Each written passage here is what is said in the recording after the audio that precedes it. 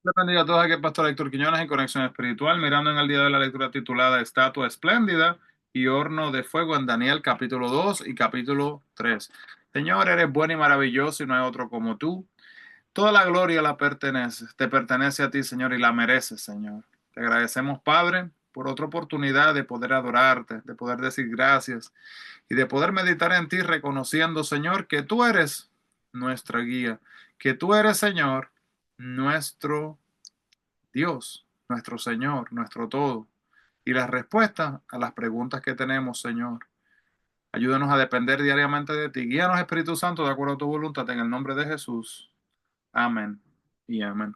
Así que, hermanos, de una vez a que entramos, Daniel capítulo 2 y capítulo 3, Daniel y sus amigos definitivamente no eran, eh, ¿verdad? Personas que se dejaban llevar así como va y ven o el va y viene, ¿verdad? Que se dejan llevar como las olas del que les esté guiando. No solo tomaron decisiones decisivas, sino que también tomaron decisiones con discernimiento. Cuando tenían que tomar un curso, por ejemplo, de bachillerato babilónico de 3 años, aceptaron sus nuevos nombres babilónicos, pero rechazaron su nueva y muy atractiva dieta. ¿Por qué? Porque era la única parte del programa de entrenamiento contrario a la ley de Dios. Entonces, solamente para que sepa este punto, hermanos, el nombre de Daniel, como dije en el día de ayer, significa príncipe de Dios y Belsasar significa príncipe de Bel. El nombre de Ananías significa protegido por Dios y fue cambiado por Sadrach, que es mandamiento de Acú.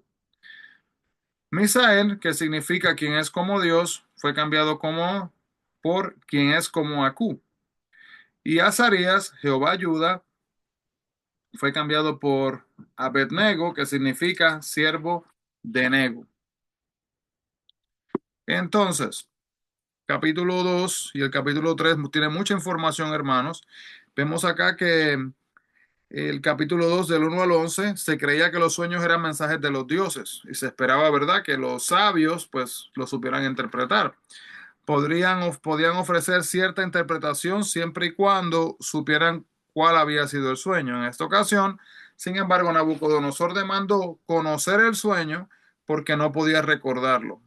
Dios envió una serie de sueños a Nabucodonosor con mensajes proféticos que podían ser revelados y comprendidos solo por un siervo de Dios. Otras personas que recibieron sueños de parte de Dios también podemos ver fue Jacob en el libro de Génesis, capítulo 28 del 10 al 15, José en Génesis capítulo 37 del 5 al 11, y entonces el copero y el panadero de Faraón en Génesis capítulo 40, Faraón en el capítulo 41 de Génesis, Salomón en Primera de Reyes 3 del 5 al 15 y también José en Mateo 1 del 20 al 24. Los caldeos, también a veces conocidos como astrólogos, dijeron al rey que era imposible conocer los sueños de otra persona.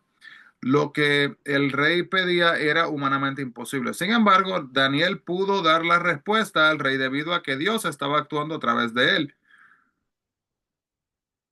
Vamos a ver en nuestra vida diaria, ¿verdad? Que nos podemos enfrentar situaciones que serían situaciones que no pueden ser resueltas, pero si se las entregamos a Dios, tenemos que recordar que Dios es apto y está preparado para lo imposible.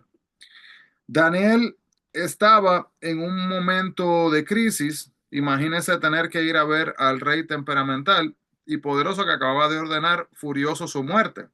Sin embargo, Daniel no se contrajo por el miedo, sino que confió que Dios le daría lo que el rey quería saber.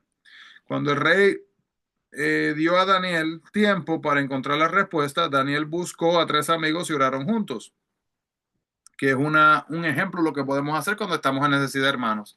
En vez de hundirnos en el problema, vamos a buscar de personas que pueden orar con nosotros también para que Dios nos traiga la solución.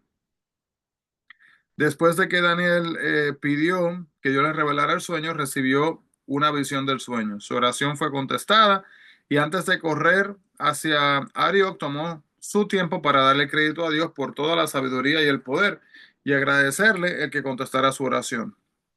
Hay veces que buscamos a Dios en oración y después de recibir contestación, salimos corriendo por el entusiasmo y nos olvidamos de darle las gracias, ¿verdad? Al que nos respondió, que es Dios.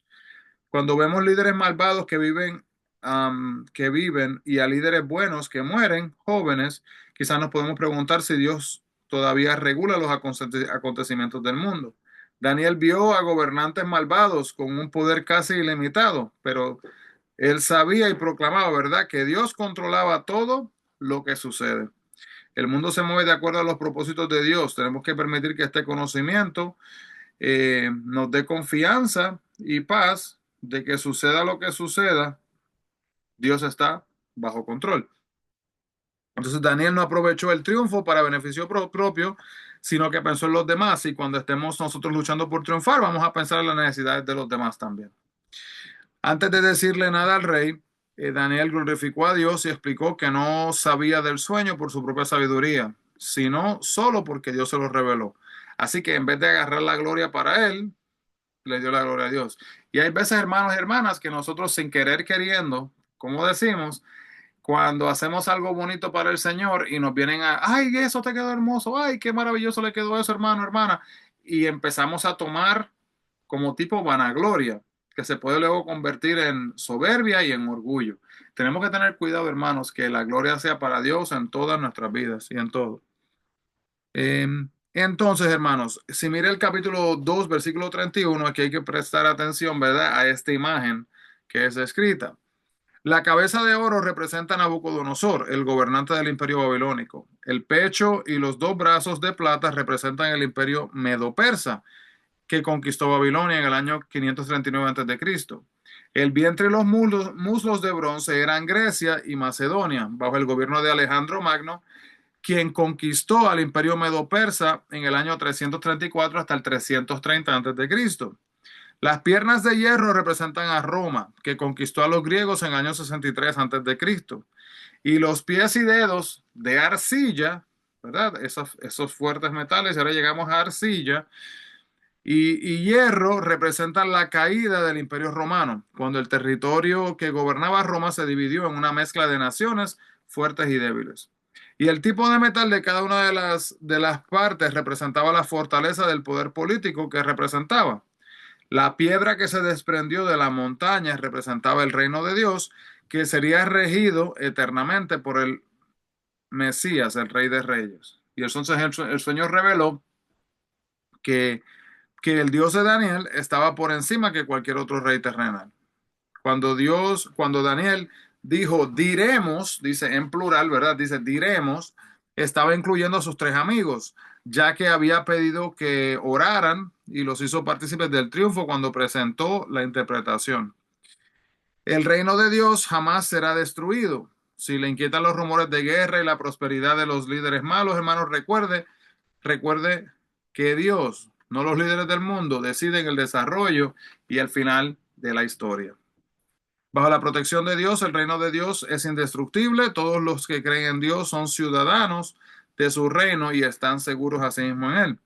Nabucodonosor honró a Daniel y a Dios y al Dios de Daniel también.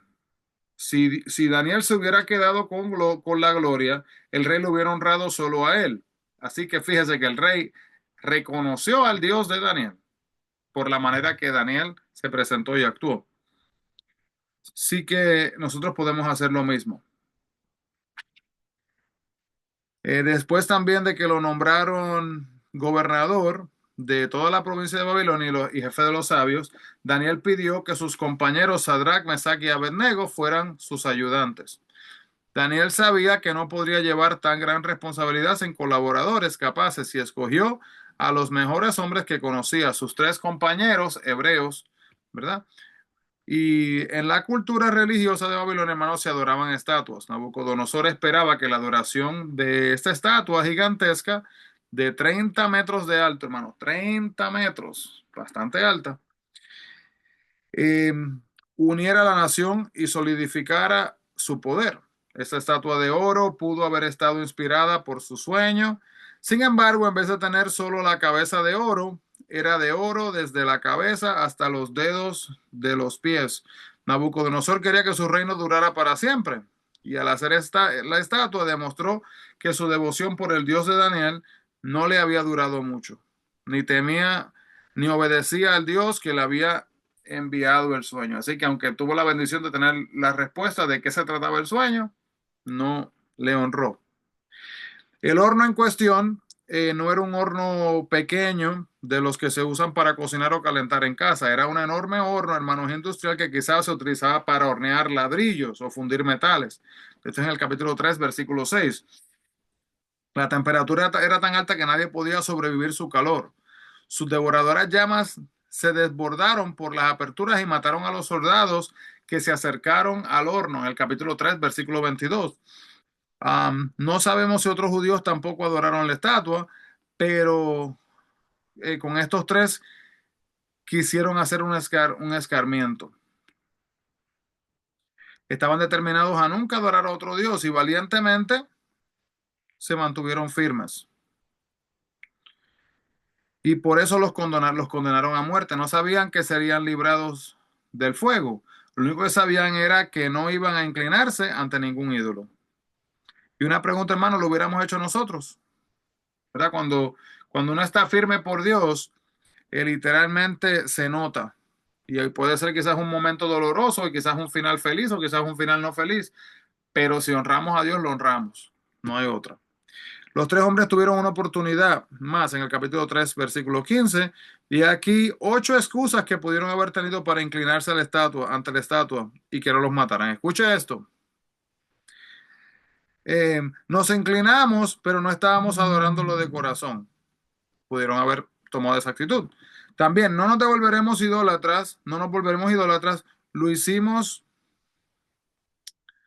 una sola vez y pedimos perdón a Dios. Número 3, el rey tiene poder absoluto y había que obedecerlo. Dios entiende. Número 4, el rey nos dio el puesto que tenemos, así que hay que ser agradecidos, ¿verdad?